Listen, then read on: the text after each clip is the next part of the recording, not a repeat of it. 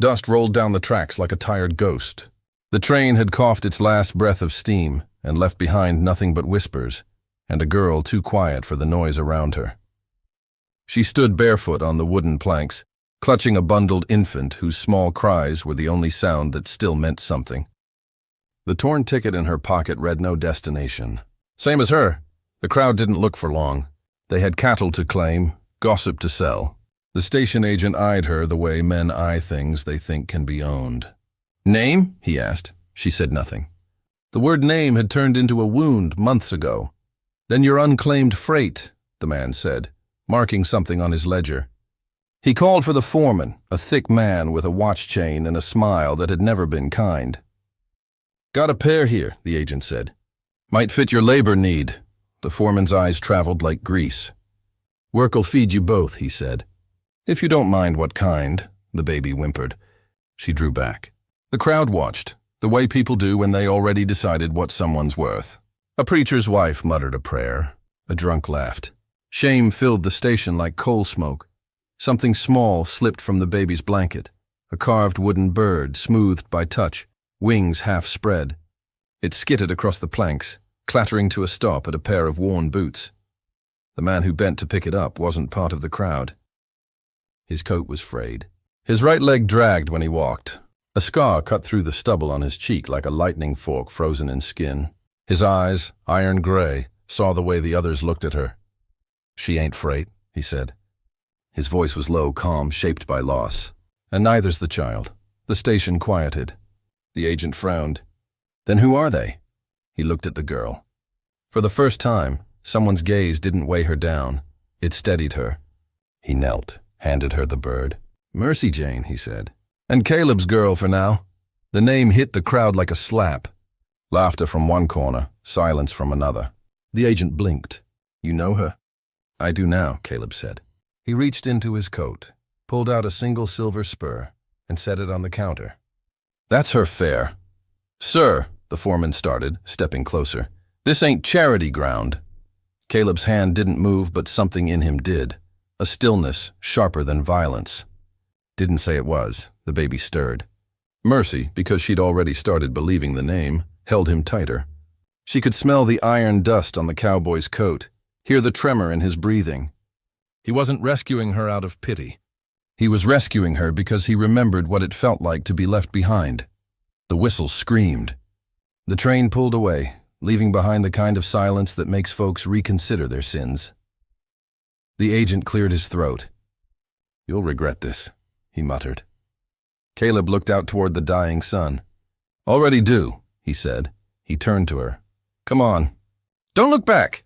Mercy stepped off the platform, shoes in one hand, child in the other. Her heartbeat felt like hoofbeats under her ribs. Behind them, the foreman's smile changed. Not gone, just patient. Men like him didn't forget humiliation. They stored it, like powder under a porch. As the two figures walked into the evening dust, the wooden bird swung from Mercy's fingers, light catching on its scarred wing. Caleb glanced at it once, then at her. "You didn't have a name," he said softly. "You do now." She didn't know what would come next. But the air felt different, less like smoke, more like promise. The last echo of the train faded across the valley. Mercy breathed for the first time in days. Somewhere behind that false smile waited, sharpening itself on revenge. The roan waited by the water tower, ribs showing through its hide, eyes soft as dusk. Caleb Mercer called her Widow's Luck, a name that sounded like both a curse and a prayer. He lifted Mercy onto the saddle, steadying her with one arm as she clutched the baby close. The wood creaked beneath her, a warning or a welcome, she couldn't tell. "Hold him high," Caleb said. His voice was the sound of gravel rolled in river water, rough but kind. He swung up behind, one hand on the reins, the other loose near the pistol he never wanted to use. They rode past the water tower where boys threw stones at shadows, their laughter turning brittle in the dry air. Red Creek had already judged them. Mercy could feel it in the stares that followed. She didn't know Caleb's past, but the way the townsfolk watched his back told her they did. They whispered of a brother he'd lost in a canyon ambush, of whiskey that once drowned his grief, of a brand burned off his herd in the dark of night. The land unfolded ahead, wide, empty, cruelly honest. The sky pressed low enough to hear thoughts you'd rather forget. Coyotes sang in the distance, their cries bending like broken hymns. The baby began to fuss. Mercy tried to hush him, rocking gently. From the blanket, the carved wooden bird slipped free, tapping against the saddle horn like a rosary bead in her trembling fingers. She held it up to the moonlight. "It's just the wind," she whispered, though she wasn't sure who she was trying to comfort. Caleb glanced back, one corner of his mouth twitching. Not quite a smile, not quite a wound. "He's got lungs," he said. "That's good. Means he aims to live." They reached the ford by midnight. Water moved low and slow, silver under starlight. Mercy's dress clung to her legs as the roan stepped into the current. The baby whimpered. Caleb turned his head, eyes catching a glint of metal behind them. "Lanterns. 3 of them. Keep low," he said quietly. The glow grew brighter. 3 riders crossing the plain, voices carrying. "Foreman sent us to collect his due," one called. "Girl and child." "Freight unclaimed," Mercy froze. Caleb said nothing. He guided Widow's Luck deeper into the cottonwoods, using the river's curve to swallow their tracks. His limp slowed him, but he moved with the memory of men who'd learned to vanish between heartbeats. The riders split apart, searching. Caleb led them through slick stones and thickets until the trail broke into a bluff. The night wind cut sharp and cold. He stopped the horse, turned her toward the open. Lantern light flickered below, 3 small fires waiting to rise. "Stay still," he said. Then he rode forward. The men laughed when they saw the limp. "You again," one said. "Should have stayed drunk, Mercer." "Would have hurt less," Caleb didn't answer. His eyes did the talking, eyes that had watched men die in silence and learned something about the power of stillness. "Turn back," he said at last. The leader spat. "She's not yours." "Then she's no one's," Caleb replied, "and I don't see your name on her soul." His hand never reached the gun. He didn't need it. The weight in his voice made them remember something they'd rather forget. A war, a loss, a fear. One by one they turned their horses and rode back toward town, curses trailing behind like smoke. Caleb waited until their lights vanished, then exhaled slow. The sound came out half relief, half regret. Dawn found them still riding. The mesas glowed pink, soft as forgiveness. Ahead, a weathered gate stood crooked, fence posts mended with mismatched boards. Mercer Ranch. He dismounted and pressed a palm to the gate, running fingers over splintered wood. "Haven't opened this for anyone in a while," he said. Mercy looked at the ranch, its tired fields, the smoke curling from a lonely chimney, the sound of wind rattling the barn doors. Caleb glanced at her, something steady in his gaze. "Your hands," he said, nodding to the baby, the bird, the life she carried, "ain't empty anymore." She reached for the gate. The hinge sang as it opened, a tired, beautiful note that sounded almost like hope. Somewhere behind them, the wind carried a faint echo of hooves. Mercy didn't look back, but she felt it in her bones. The cost of being claimed was only just beginning. The ranch sat like an apology to the land, half-healed, half-haunted. The roof was patched with tin and prayer. The wind played through cracks in the walls, humming low and lonely. Out front, the corral leaned into itself like an old man remembering younger bones. Caleb pushed open the door and motioned for Mercy to follow. The room smelled of cedar smoke and horses. He'd built what he could, fixed what he couldn't, and left the rest to weather. In one corner stood a crib, rough, uneven, but sturdy, made from leftover fence pickets. He laid the baby inside, smoothing the blanket as if afraid to wake it. From his pocket, he drew the wooden bird and set it on the rail. "Watch over him," he murmured, like it was a promise the world might still honor. Mercy didn't wait for orders. She found a wash basin and filled it, scrubbed pans until her fingers burned, patched a torn curtain into a sling to carry wood. She moved fast, steady, desperate for motion. Because standing still meant remembering the train, the shame, the foreman's smile. Work was safer. Work didn't look back. Caleb watched from the doorway. "You don't owe this," he said. She didn't stop. "It's better than owing silence." He nodded, not arguing. Outside, the sky built itself into thunder. Clouds stacked like mountains, fat with warning. Caleb showed her where the wolves tested the fence line and where the well drew sweetest. "Taste the iron," he said. "That means the water's honest." By dusk, the storm rolled close. The wind tore through the cottonwoods. The baby coughed once, sharp. Mercy froze. Then again, longer, harsher, rattling deep. She pressed a hand to his chest. His breath came shallow, hot. Caleb fetched the kettle, lit a fire. "He's just cold from the rain," he said. But his eyes betrayed the calm. The boy's cough deepened, hacking and wet. "I'll ride to Dustmere," Caleb said, grabbing his coat. "It's dark," she warned. "So's dying," he answered, and was gone. Rain came heavy and hard. It beat the roof like fists. Mercy tried to hum an old song her mother used to sing, something about home, about summer wheat, but the words slipped away halfway through. The baby stirred, crying between coughs. She pressed the wooden bird into his tiny palm. "If there's a heaven that listens," she whispered, "listen now." Hours turned to too many. The fire dwindled to coals. Water dripped through a leak into a pot, counting time she didn't want. Outside, wind howled against the shutters, trying to get in. Mercy thought of the platform again, of being called freight, of the silver spur on the desk.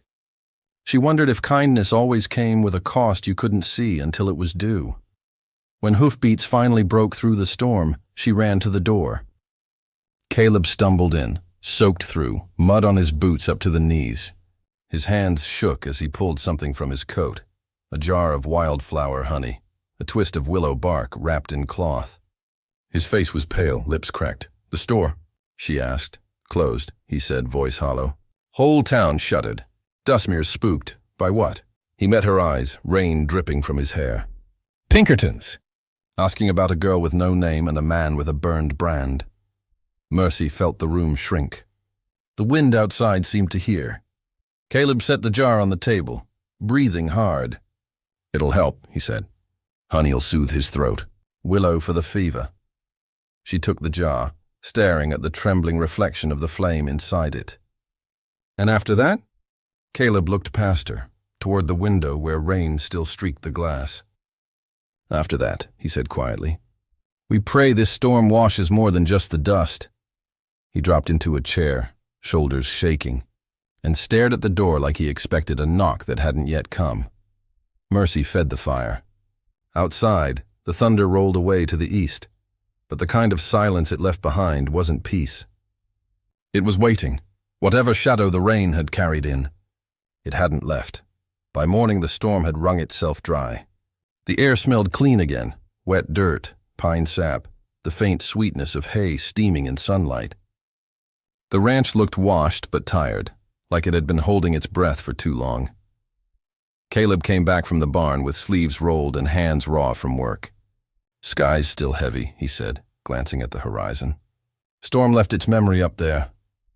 Mercy stood by the porch rail, rocking the baby who was finally breathing easy.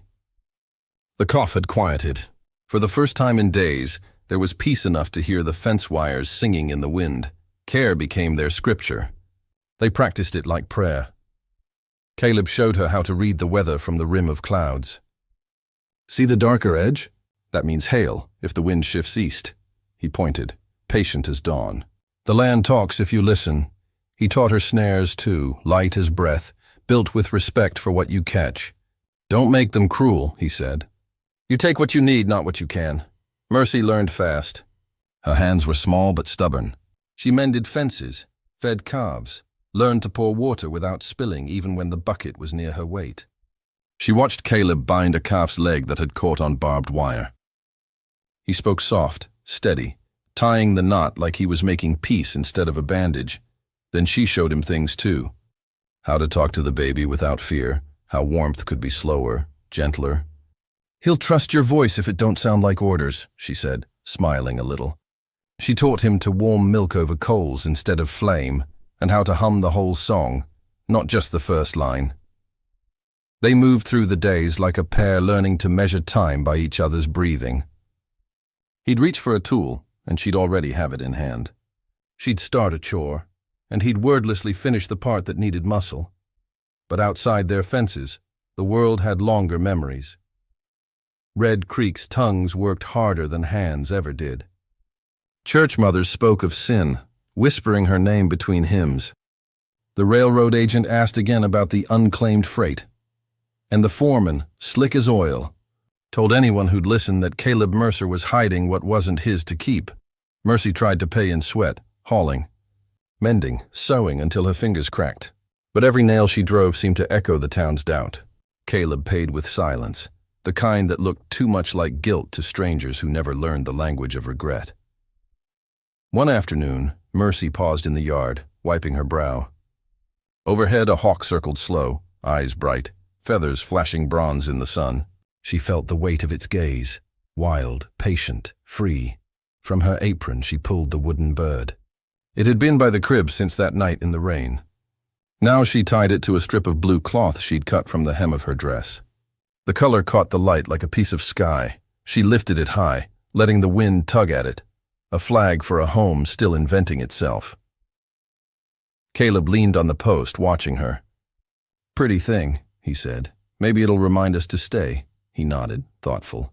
"Ain't just fences keep a place standing." She looked at him. "What does then?" He wanted to say love, wanted to say forgiveness, but words like that still felt too soft in his mouth. "Work," he said finally. "And promises, you mean." That night they sat by the lantern after the baby slept. The light threw gold against the walls. Caleb pulled out an old stack of ranch brand catalogs, half the pages torn, the rest smudged with grease. "Best I can do for lessons," he said, setting a stub of charcoal on the stove's ashpan. Mercy hesitated, then traced the first letter he drew. M, then E. The charcoal caught on her fingertips, black dust marking her skin like new lines on an old map. She finished the word. Slow but proud, Mercy. Caleb's breath caught. "That's a good name," he said. "It's yours too," she answered softly. "You gave it." He didn't correct her. Didn't dare. The baby shifted in the crib, sighing like a prayer that had finally found ears. Outside, the hawk cried once far away. The ribbon on the wooden bird fluttered against the window pane, blue, bright, brave. Mercy leaned her head against Caleb's shoulder. "Feels quiet," she whispered. He nodded. "Quiet's earned." But the wind that slipped through the cracks carried another sound, a rumor not yet born into words, and in that stillness, both of them knew peace never lasts long west of Red Creek. The weeks that followed unrolled slow, tender, and watchful. Spring stretched across the valley in cautious greens. The soil began to trust the sky again, and so did they, one small permission at a time. Caleb handed Mercy the barn ledger first. It wasn't much, just faded ink and numbers scratched in his crooked hand, but it was his way of saying, "You belong here." She held it close like a prayer and nodded once, understanding the weight of the gesture. The next morning, he gave her the key to the tack room. No words, just the sound of metal landing in her palm. The air between them felt full, charged, like something fragile learning its own strength. Mercy's turn came when thunder rolled over the far canyons. She didn't flinch when the baby whimpered. She didn't hide behind Caleb either. She simply turned, placed the child in his arms, and said, "He trusts you more than the sound." Caleb froze, that small body warm and pulsing against him. The baby's hand curled around his finger. A heartbeat later, he exhaled and began to sway, slow as the rain outside. Trust, it seemed, could be built one borrowed heartbeat at a time. Later, while mending a gate, Caleb spoke into the quiet. "You ever lose someone you should have saved?" Mercy looked up from the fence line, straw caught in her hair. "Once," she said. He hesitated, jaw working. "My brother. Ambush up near Devil's Wash. I was half a mile behind. If I'd ridden faster." He didn't finish. The words came out like they were rusted shut. "He died calling my name. I didn't get there in time. Mercy didn't try to fix it. She just said, 'You still rode.'" When the silence felt safe again, she told her own truth about the train and the man who'd promised her a wedding with a ticket stub and a future shaped like laughter. How he vanished at the state line with her name, her ring, her reason. The fine dress turned into a trap before she even reached Red Creek. "He said he'd come back," she whispered, then laughed once, soft, hollow. Men say a lot of things when they want something. Caleb didn't reply. He just reached over and touched her sleeve. Barely, but enough. That evening, the baby laughed for the first time. A real laugh, sudden and bright. He was staring at the way sunlight hit a tin pan, and the sound cracked something open in both of them. They turned toward each other, caught between awe and disbelief, like they'd just seen daylight invent itself. That night, Mercy sat by the fire stitching. She took the blue ribbon from the wooden bird and worked it into the baby's quilt, right beside the charred edge of the bird where it had once burned. Her needle flashed in the lamplight, pulling thread through cloth in patient, steady strokes. When she was done, she embroidered a single word beneath the bird's wing: hope. Caleb came in from the porch, paused to watch her work. His voice was quiet. "That's a good word." "It's the only one I've got," she said. He reached out, traced the stitched letters with a calloused fingertip. His hand trembled once, then stilled. The next day they rode fence together at dusk. The air was sharp with sage and silence. The sun melted into the rim of the world, painting the pasture in copper. At the far edge they found a section of wire cut clean, too neat to be weather. Boot prints pressed into the mud leading toward Red Creek. Caleb crouched, jaw tightening. "They've been here." Mercy's chest went tight. "The foreman?" "Maybe, or the men he drinks with." He picked up a splintered post and set it straight again. His hammer struck the nails in slow, deliberate rhythm. Thunk, thunk, thunk. "This is how we answer talk," he said. "Not by shouting louder, by outlasting it." She nodded, though her eyes kept drifting to the horizon. From the ridge, lanterns began to bloom. 3, then 5, then more. Tiny fires where no one should have been riding this late. The air felt colder all at once. The horses shifted uneasy. Caleb followed her gaze. The men were distant, too careful to be friendly, their lights moving in slow patterns. One of them raised a hand as if in greeting. Mercy's throat tightened.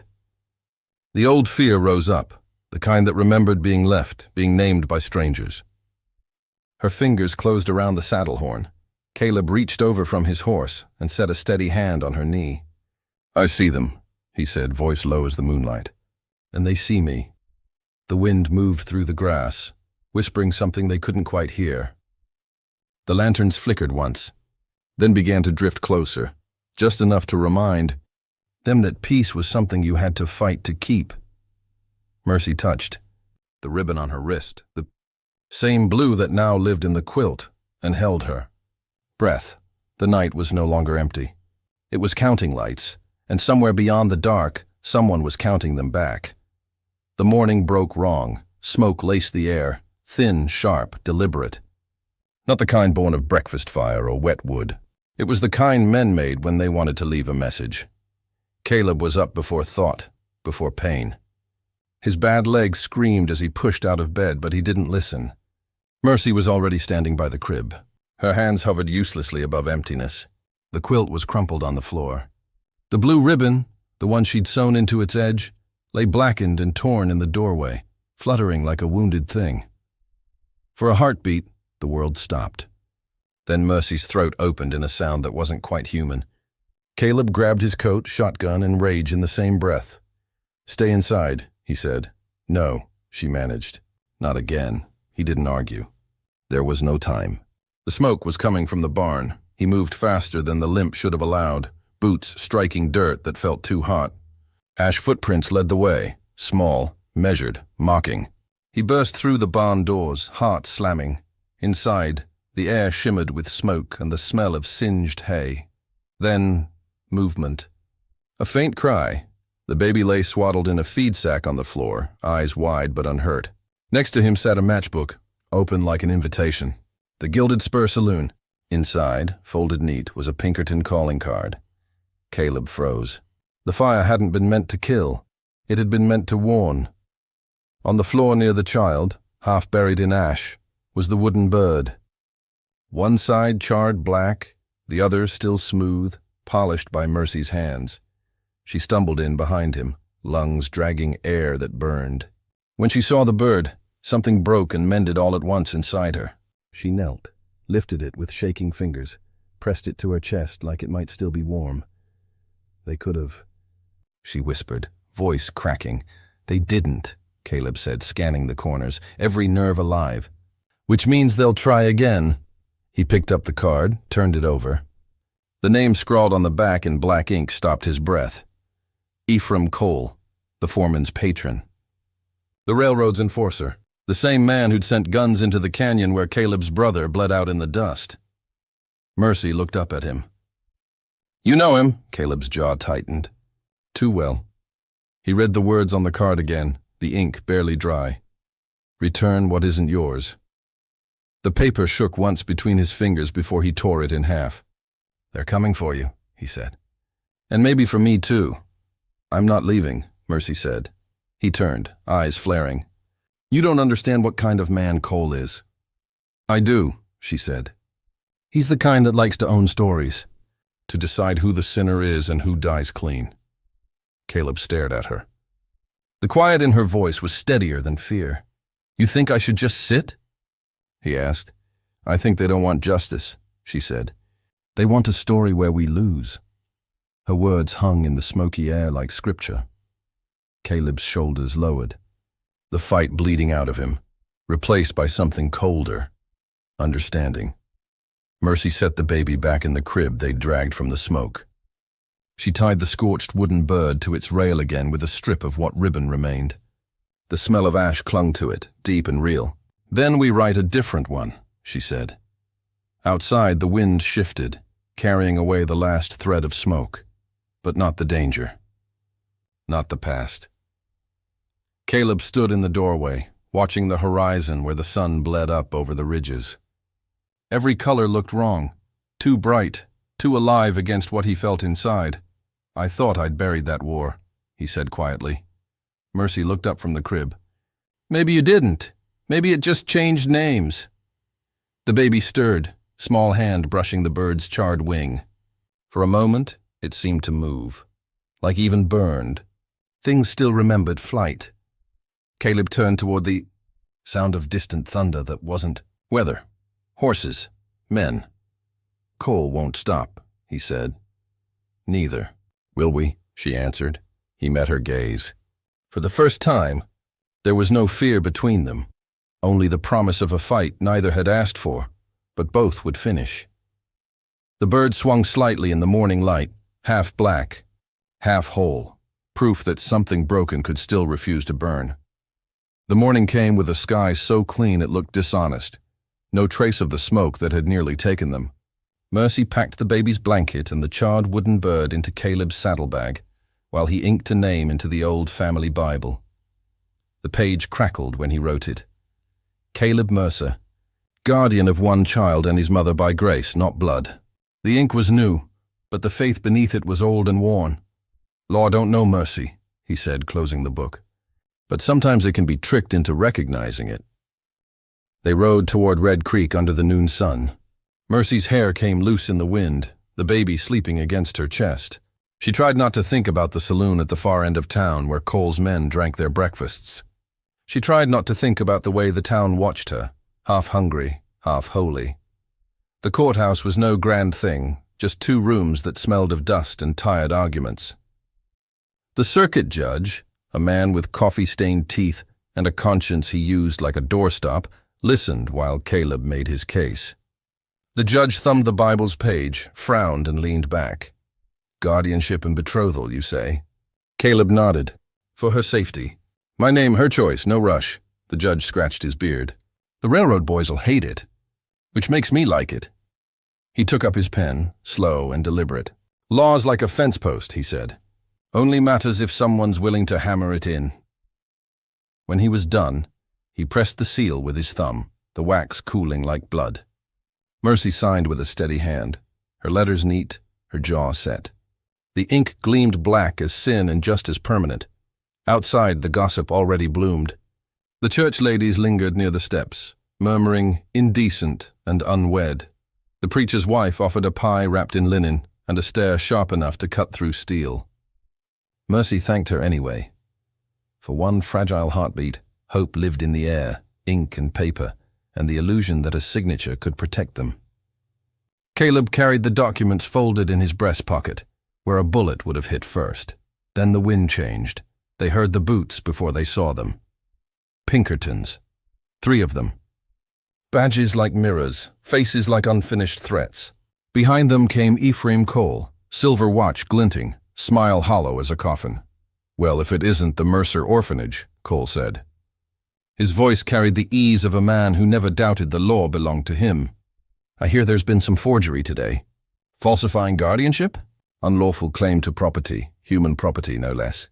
Caleb stepped forward. "They ain't property." Cole's smile didn't waver. "That's for a court to decide." He waved a paper of his own, an order stamped with the railroad's crest. "The child's evidence in a morality case. The woman's a material witness. And you, Mr. Mercer, well, you're an obstruction." The judge went pale. "Now, Cole," he stammered, "we can settle this." "Settle it?" Cole chuckled. "You'll settle it by keeping your seat warm and your mouth shut." The judge folded fast, as men with thin spines and full purses often do. He handed back Caleb's paper without meeting his eyes. "I can't interfere," he said. Mercy reached for the child.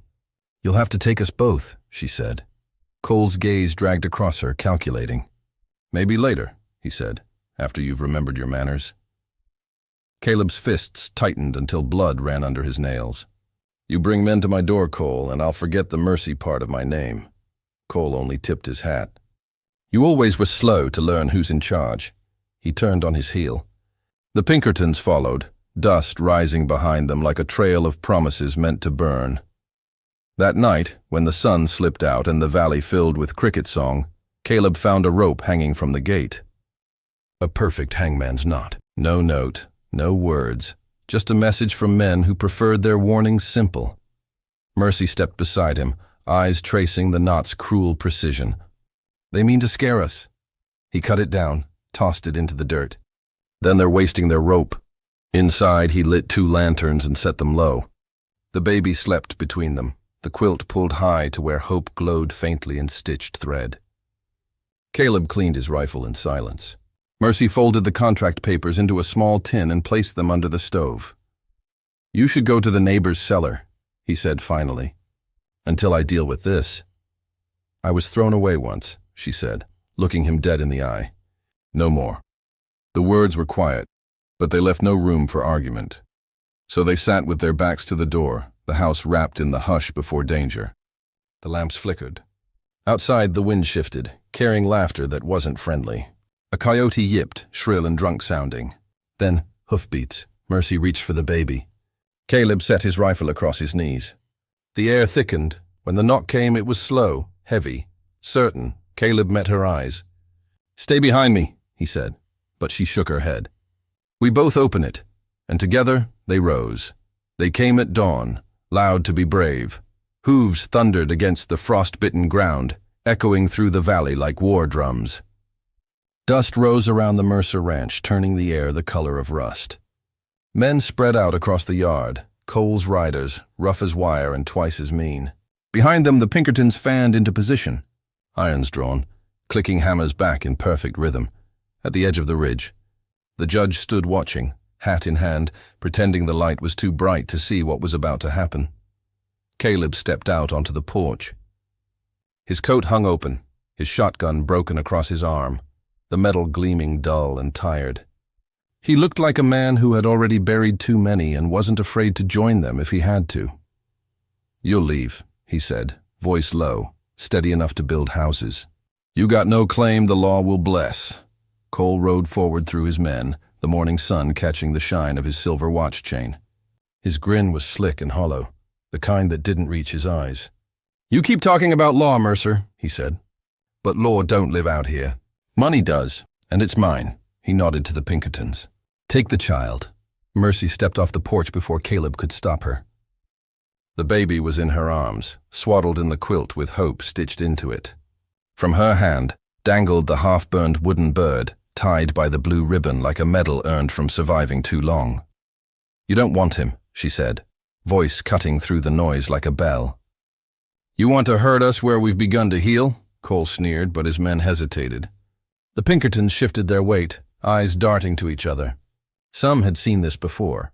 the point where right and wrong split the air. Mercy stood in front of them all, the wind lifting her hair, her eyes burning with something cleaner than defiance. "Look at her," Cole scoffed. "You think honor lives in a woman like that?" Caleb moved. Not fast, but with the kind of certainty that doesn't need speed. He stepped between Cole's pistol and Mercy's chest, body a wall, voice flat. "You want a story?" he said. "Here's one." He tossed the shotgun into the mud. It hit with a dull thud. His hands rose, palms open. "Kill me, Cole. Prove her worth is yours to measure." The silence that followed was a living thing. The wind stopped. Even the horses went still. A young Pinkerton, no more than 20, looked down his sights and then, slowly, lowered his gun. Another followed. Then another. Cole's smile curdled. "Cowards," he hissed. He pulled the trigger. The shot cracked like the breaking of history. Caleb's shoulder jerked back, blood blooming across his shirt. He staggered into the porch post but didn't fall. His hand clutched the wood like a man refusing to kneel for anyone. Mercy didn't scream. She moved. The wooden bird swung from the ribbon in her hand. She lashed out, the charred wood striking Cole's knuckles with a sharp crack. His gun fell into the mud. She hit him again, once, twice, until the ribbon tore and the bird tumbled free, landing between them like a verdict. Cole snarled, grabbing her wrist. "You think this changes anything?" Before she could answer, a voice rang out. "Enough!" The judge had finally found his courage, or maybe his fear. He stood by the road, shaking, shouting to anyone who'd listen. "By law and witness, enough!" Rifles cocked in the cottonwoods. Men stepped from the trees. Neighbors, ranch hands, field workers who'd ridden quiet through the night because they owed Caleb Mercer more than coin. Fences fixed. Watershed. Favors never forgotten. Cole looked around and saw for the first time that he was outnumbered by decency. He did the only thing cowards ever do. He ran. He grabbed the baby from Mercy's arms and bolted toward the rail cut, boots slipping in the mud. The child wailed, the sound piercing the dawn like the cry of something sacred being stolen. Mercy chased him. She didn't think. She didn't breathe. She ran. The track cut wound deep through the plain, empty except for the glint of metal and the distant scream of a whistle. Cole turned, pistol drawn, using the tracks like a threat. "Stay back," he barked. "You'll lose more than your name this time." Mercy didn't stop. "You already took it once," she said. "You don't get to write the ending." The morning train roared around the bend, its smoke curling high. Cole stepped closer to the rails, wild eyes flicking between her and the approaching locomotive. He thought she'd back down. She didn't. She planted herself on the same depot boards where her story had once begun, the place where she'd been abandoned, named, and reborn. The blue ribbon around her wrist snapped in the wind like a flag of defiance. "We don't run anymore," she said. Cole aimed at her, lips curling. "You should." Behind him the rails began to shake. The train bore down, shrieking iron and fury. Mercy didn't blink. She stepped forward, voice steady. "You want the child? You'll have to carry him through the fire you started." For the first time, Cole's hands faltered. He turned too late. The train screamed past in a blur of steam and light. The wind tore his balance, sent him sprawling. The gun flew from his grip. The baby tumbled into Mercy's waiting arms as Cole fell backward into the gravel, pinned between fear and the noise of his own making. When the train passed, he was gone, his hat spinning down the tracks like the last lie he ever told. Mercy stood in the clearing steam, clutching the child. Her arms trembled, but her eyes didn't. Behind her, Caleb limped through the smoke, blood staining his sleeve. Breath ragged. "You did it," he said. Voice soft, proud. She looked down at the baby, then at him. "No," she said. "We did." The wind shifted, lifting the ribbon from the mud. It caught the sun and shimmered blue again, bright as sky after storm. And somewhere above the quieting tracks, the wooden bird swung from a broken post, one wing black, one still whole, refusing, even now, to burn. Weeks passed, and Red Creek went back to pretending it hadn't seen a thing. That was the town's way. Forget what shames you, then remember it in whispers.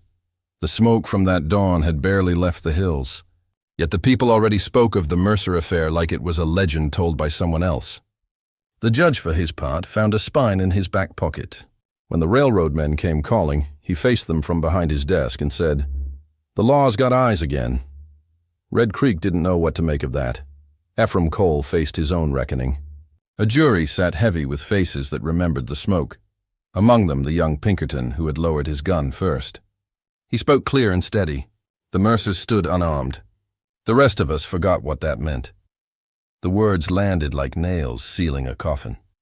Cole's smirk didn't survive the verdict. Out on the ranch, the world learned how to heal in crooked ways. Caleb's shoulder mended badly, stiff, half useful, but strong enough to lift the baby and carry water to the trough. He said that was enough. He no longer looked like a man waiting for punishment. Mercy turned her care to gentler work. Along the fence line where the rope had once hung, she planted rows of bluebonnets. Their petals climbed the posts like soft defiance, blue as sky after storm. Each bloom seemed to rewrite what had happened there. Inside, she stitched a new ribbon into the baby's quilt. One side was blue, the other ash gray, the colors of survival. "Both true," she said when Caleb asked why. "Because so are we." In the crib, the wooden bird still perched on the rail. Its wing, once blackened, had been sanded smooth and oiled until it caught light again. The char was still there, just gentled into memory. Then Mercy did something new. She carved a second bird, smaller, finer, its wings stretched wide. She tied it above the doorway with twine and watched it sway in the breeze. "Two," she said softly, smiling. "One that survived. One that's learning how to fly." Caleb nodded, thumb rubbing the scar on his shoulder. "Then I reckon the second one's us." At the depot, the station agent kept the ledger open longer than usual. The old entry, Foundling, unclaimed, had a single black line drawn through it. Beneath, in a careful hand, another note had been added. Mercy Jane Mercer, claimed by love and law. Some travelers asked about it. The agent would shrug, half smiling. "Story ended better than most," he'd say, then close the book before anyone could ask how. On Sundays, when the world turned quiet and the heat softened, Mercy laid the baby on the porch. He'd kick and reach for the sunlight, laughing loud enough to startle the hens. His hands always found the blue ribbon, fingers curling around it, tugging it like he meant to pull the whole sky down to play with. Caleb would sit beside Mercy, shoulder aching but steady. She'd lean her head against him, and for a long time neither spoke. Words felt smaller than what they'd built. When the evening gold spread over the valley, they said their vows without ceremony. "Keep," she whispered. "Carry," he answered. "Stay," they both finished. The wind picked up, brushing through the blue bonnets. The baby squealed with delight. Above them, the new wooden bird creaked on its string, wings outspread. Far off, a hawk wheeled through the last of the daylight, its cry echoing clear and endless. The wooden bird swayed once, twice, and for just a heartbeat it seemed to move like it remembered the sky. Caleb's arm slipped around Mercy's waist. "What do you call a life built from ashes?" he asked quietly. She smiled at the horizon, eyes shining. "Home," she said, and this time the word stayed.